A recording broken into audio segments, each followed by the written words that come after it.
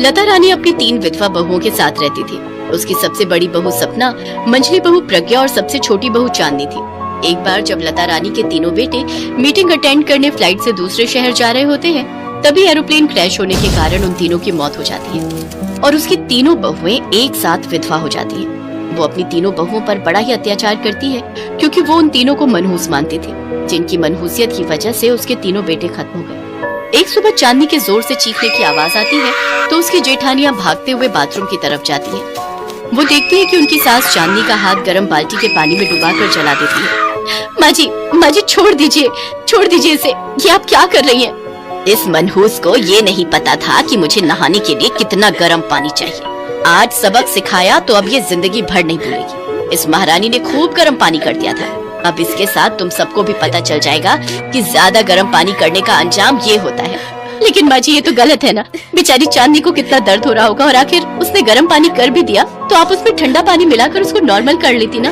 अच्छा, तो अब तू उसकी तरफदारी करेगी और मुझे ज्ञान देगी? माफ करना माँ जी अगर हमने कुछ ज्यादा ही बोल दिया हो, लेकिन आखिरकार हम भी तो आपकी बेटियों जैसी हैं। भले ही भगवान ने हमें आपकी बहुओं के रूप में भेजा है, लेकिन आखिरकार एक माँ अपने बच्चों के साथ ऐसा कैसे कर सकती है? एक बात तुम तीनों की तीनों कान खोलकर सुन लो। मेरे सिर्फ 3 बेटे थे और अब वो तीनों इस दुनिया में नहीं हैं। उन तीनों के अलावा मेरी कोई औलाद नहीं है, समझी तुम? आई बड़ी मेरी बेटी बनने। तुम तीनों मनहूसों की शादी जब से मेरे बेटों के साथ हुई थी, तब से उनकी जिंदगी में कुछ न कुछ बुरा हो ही रहा था। उनके बिजनेस में उनको घाटा होने लगा था, उनकी सेहत ठीक नहीं रहती है। लेकिन सबसे बुरा तो तब हुआ जब वो तीनों एक साथ भगवान को प्यारे हो गए। माँ जी आप ऐसा क्यों कह रही हैं? हमारा भी तो सुहाग गया है। हम तीनों भी तो अपने पतियों से बेहद प्यार करती थी, इसलिए हम फैसला लिया है कि ताउम्र हम शादी नहीं करेंगे और अपने स्वर्गीय पति की याद में ही अपनी सारी जिंदगी काट लेंगे। हम तीनों इसी घर में आपके साथ रहकर आपकी सेवा करना चाहती हैं। मैंने कभी भी तुम तीनों को यहाँ जबरदस्ती रोक कर नहीं रखा। अगर तुम तीनों यहाँ रहना चाहती हो तो रहो, नहीं तो अपने अपने मायके जा सकती हो। और अगर मेरे घर में रहना है तो मेरे मुताबिक ही चलना होगा और मेरा अत्याचार भी सहना होगा। बेचारी तीनों बहुएं सारा दिन घर का कामकाज करती, साथ ही अपनी सास का अत्याचार भी सहती रहती। एक दिन सपना के पिताजी की तबीयत बहुत खराब होती है तो वो अपनी सास के पास जाकर कहती है, माँ जी मेरे पिताजी की तबीयत बहुत खराब है, मुझे उनके पास जाना होगा। अगर तेरा बूढ़ा बाप बीमार है तो मैं क्या करूँ? अगर तेरे कदम इस घर से बाहर निकले तो इस घर के दरवाजे तेरे लिए हमेशा हमेशा के लिए बंद हो जाएंगे। अगर तुझे अपने माँ बाप से रिश्ता रखना है तो रख ले, फिर तेरा इस घर से कोई रिश्ता नहीं रहेगा। माँ जी मेरे साथ ऐसा मत कीजिए, मैं 1-2 घंटे भी उन्हें देख कर आ जाऊंगी। 2 घंटे तो बहुत दूर की बात है। अगर तू 5 मिनट के लिए भी यहाँ से गायब हुई तो तेरे लिए इस घर के दरवाजे बंद, समझी? सपना रोते हुए अपने कमरे में जाती है और फूट फूट कर अपनी किस्मत को कोसते हुए रोने लगती है। तभी प्रज्ञा उसके पास आती है और उससे पूछती है, क्या हुआ दीदी, आप रो क्यों रही हैं? प्रज्ञा देखना, मेरे पिताजी की तबीयत बहुत खराब है, लेकिन बात ये है कि मुझे उनसे मिलने जाने देने के लिए मना कर रही है। अच्छा तो ये बात है दीदी, आप चिंता मत करो, मैं कुछ सोचती हूँ। रात को प्रज्ञा जल्दी खाना बनाकर अपनी सास को दे देती है, साथ ही उसमें एक नींद की गोली मिला देती है, जिसे लता को खाना खाते ही नींद आ जाती है और वो अपने कमरे में जाकर सो जाती है। सपना मौका देखकर प्रज्ञा के साथ अपने मायके चली जाती है। उसका मायका उसके ससुराल से 15 मिनट की दूरी पर ही था। थोड़ी देर मिलकर ही वो दोनों वापस घर आ जाती हैं, लेकिन लता की आंख तब तक खुल चुकी होती है और वो उन दोनों को वापस आता देख लेती है और फिर उन दोनों पर चिल्लाते हुए कहती है, सपना तूने मेरे मना करने के बावजूद भी मेरी बात नहीं मानी। वो तो शुक्र है कि मैंने तेरे बाप की तबीयत जानने के लिए तेरी माँ को फोन किया और मुझे पता चला वहाँ पहुँची हुई है।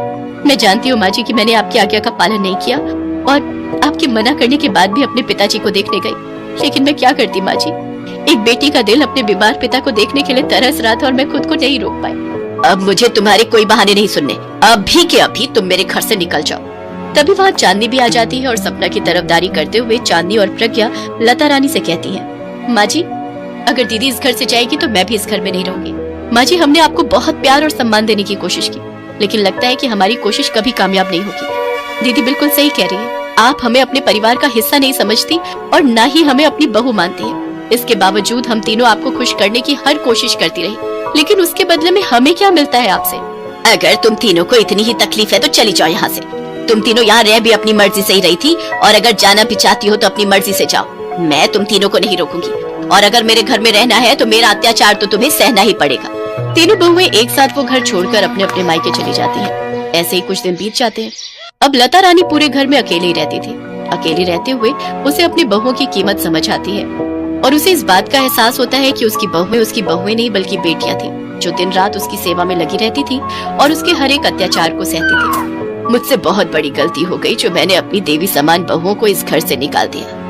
अरे मेरे पास अब दिन ही कितने हैं, बुढ़ापे का शरीर है, आज हूँ कल नहीं। ऊपर वाले ने मेरा पूरा परिवार तो पहले ही खत्म कर दिया। अब जो कुछ भी थी वो मेरी बहुएं ही थी। कम से कम मेरा ख्याल रखती थी, समय पर खाना देती थी। मेरे हर अत्याचार को सहने के बावजूद भी मुझे अपनी माँ ही मानती थी। मैंने जो किया वो बहुत गलत किया। अब मुझे अपनी गलती का एहसास हो गया है। मैं अपनी तीनों बहुओं को आज ही घर वापस लेने जाऊंगी। इसके बाद लता रानी उन तीनों के मायके जाती है और उन तीनों को वापस अपने घर ले आती है। उस दिन के बाद से लता रानी का व्यवहार अपनी तीनों बहुओं के लिए बदल जाता है। फिर वो सभी हंसी खुशी कर एक साथ रहती हैं और अपने जीवन में आगे बढ़ती है।